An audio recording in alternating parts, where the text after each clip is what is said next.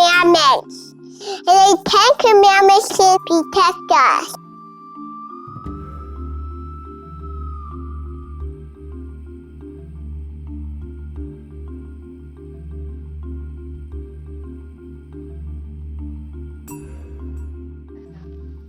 Now we glue it.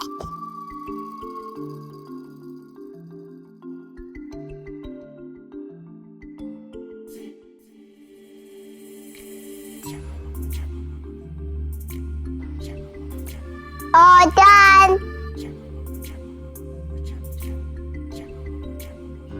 1. Book God first. 2.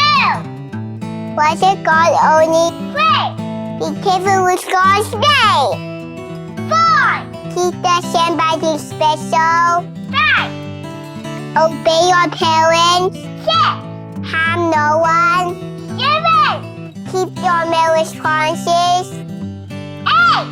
If it's not yours, don't take it. 9. Tell the truth. 10. Be happy with what you have. Bye-bye.